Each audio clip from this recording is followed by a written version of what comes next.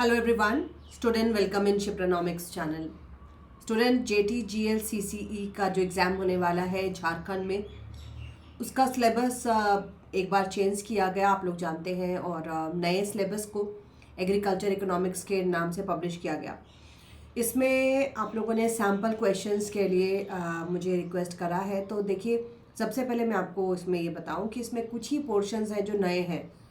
बाकी जो भी पोर्शंस है माइक्रो इकोनॉमिक्स का है, जैसे theory of consumer behaviour, elasticity of demand, theory of form, ये सारे माइक्रो के टॉपिक्स हैं जो आपने पहले भी पढ़े हैं। तो आज के इस वीडियो में जो इसका नया टॉपिक है, जैसे प्रेजेंट वैल्यू ऑफ मनी, रुपये का जो वर्तमान मूल्य है उसको हम कैसे निर्धारित करते हैं, what is compounding and what is discounting.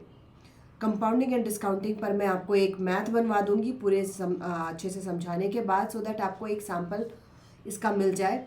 And student, मेरे द्वारा इस कोर्स को मेरे ऐप पर पब्लिश किया हुआ है, आप वहाँ से इसको परचेज भी कर सकते हैं। First of all let me introduce my self. Student, मैं डॉक्टर शिप्रा, और मेरा अपना ऐप है शिप्रानॉमिक्स। मेरे ऐप को आप गूगल प्ले स्टोर से डाउनलोड कर सकते हैं। मेरा नंबर है 9320634901। इस नंबर पे आप मुझे मैसेज कर सकते हैं। एंड स्टूडेंट, जैसा मैंने आपको बताया कि मेरे ऐप शिप्रानॉमिक्स पर मैं अपने ऐप का नाम लिख देती हूँ, क्योंकि आप लोगों के मैसेज आते हैं कि मैम किस नाम से है।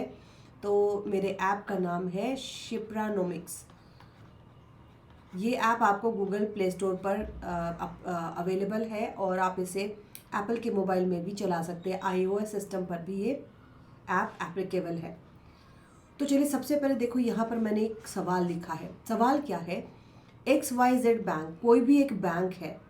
ये जो आपको मैं बताने जा रही हूँ, ये आपका जो सिलेबस है उसमें एक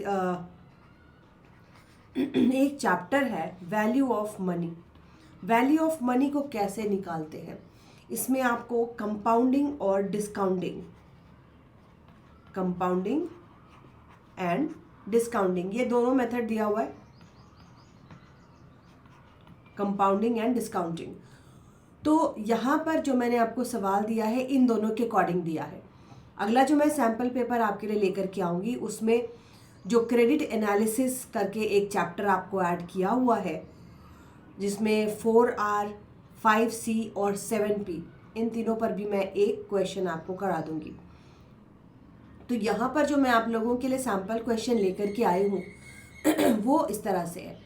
XYZ बैंक, कोई भी एक बैंक है जो 12% का कंपाउंड इंटरेस्ट देती है। सिंपल इंटरेस्ट और कंपाउंड इंटरेस्ट, ये मैथ आप लोगों ने क्लास 8, 9, 10 में बनाया होगा, आप लोगों को अगर याद हो। ठीक है, ये कोई नया नहीं है। सामान्य इंटरेस्ट और कंपाउंड इंटरेस्ट, PRT आप लोग करते ही थे, है ना। तो कंपाउंड इंटरेस्ट के अकॉर्डिंग यहाँ पर सवाल में जो दिया हुआ है कि बैंक के द्वारा 12% कंपाउंड इंटरेस्ट दिया जाता है। तो सबसे पहले सवाल में क्या क्या चीज़ें दी गई हैं इसको आपने समझना है। उसके आधार पर कौन सा फॉर्मूला लगेगा उसको आपने देखना है। तो जैसे ही यहाँ पर दिया कि 12% कंपाउंड इंटरेस्ट पर और क्वार्टरली, ठीक है, तो क्वार्टरली मतलब जो हमारा 4 महीने पर 12% कंपाउंड इंटरेस्ट एक बैंक दे रही है। क्वेश्चन का दूसरा पार्ट है कि अगर 1000 रुपया शुरुआत में डिपॉजिट किया जाता है, how much shall it grow at the end of 5 years, 5 सालों पर वह कितना हो जाएगा। ठीक है, तो हमें प्रेजेंट वैल्यू निकालना है अगले 5 सालों के बाद का। ठीक है, मैं इसको एक बार हिंदी में भी लिख देती हूं। एक बैंक के द्वारा क्वार्टरली 12% कंपाउंड इंटरेस्ट दिया जाता है, कंपाउंड इंटरेस्ट दिया जाता है। क्वेश्चन का जो दूसरा पार्ट है वो कहता है अगर 1000 रुपये जमा किए जाते हैं शुरुआत में, अगर उस बैंक में 1000 रुपये जमा किए गए या किए जाते हैं, तो आपसे 5 सालों के बाद का पूछा जा रहा है, तो यह 5 साल में कितना हो जाएगा। अब आपको याद आ रहा होगा, सवाल देखो ऐसे ही आते हैं।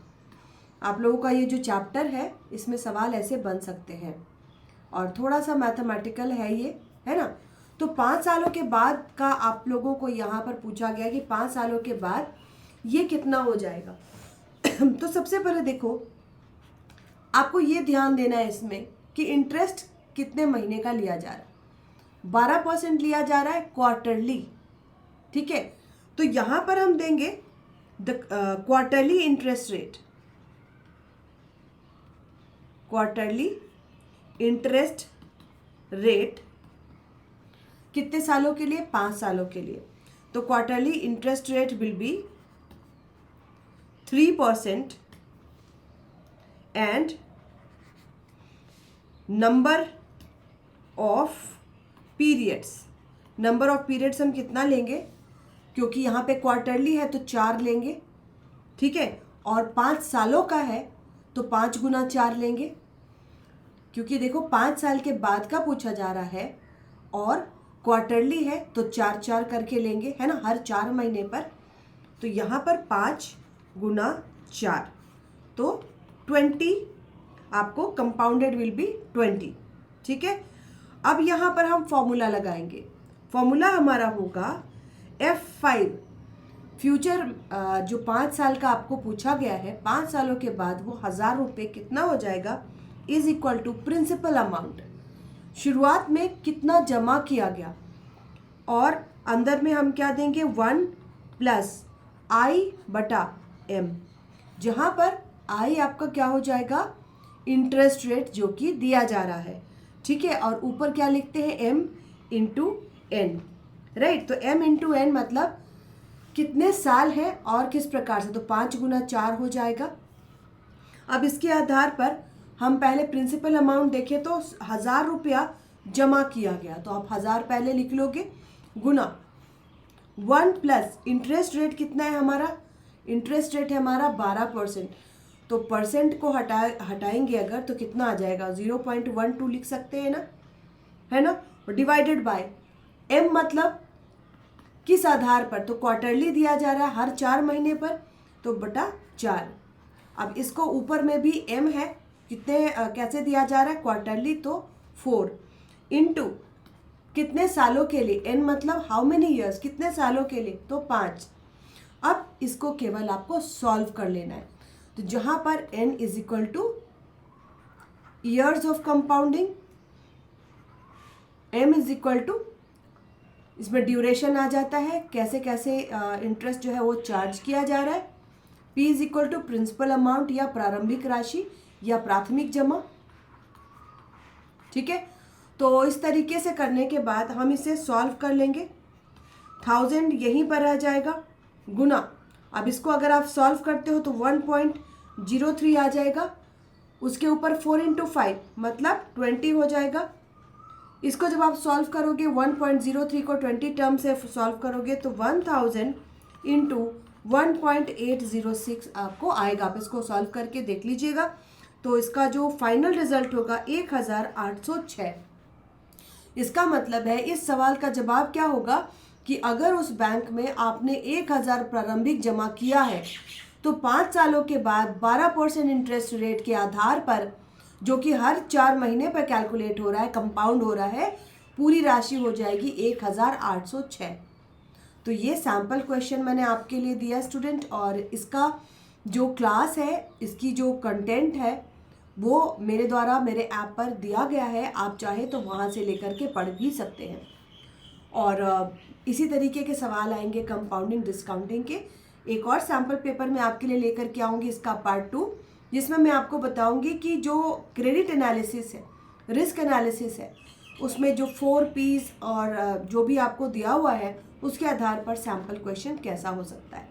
आपको ये वीडियो कैसी लगी और ये सैम्पल क्वेश्चन कैसा लगा, इसके लिए मुझे अलग से व्हाट्सएप मैसेज नहीं कीजिएगा, यहीं पर कमेंट बॉक्स में आप लिख करके जा सकते हैं, क्योंकि स्टूडेंट मेरे पास बहुत सारे मैसेजेस आते हैं, तो इतने सारे मैसेजेस जो ज़रूरी होते हैं फिर वो मैसेजेस हाइड हो जाते हैं। तो यूट्यूब पर ही कमेंट बॉक्स में लिख करके आप जा सकते हैं। And all the best. और अगला जो आपका कंटेंट होगा, अगला जो सैम्पल पेपर होगा वो भी मैं डाल दूँगी। Thank you so much. Bye bye.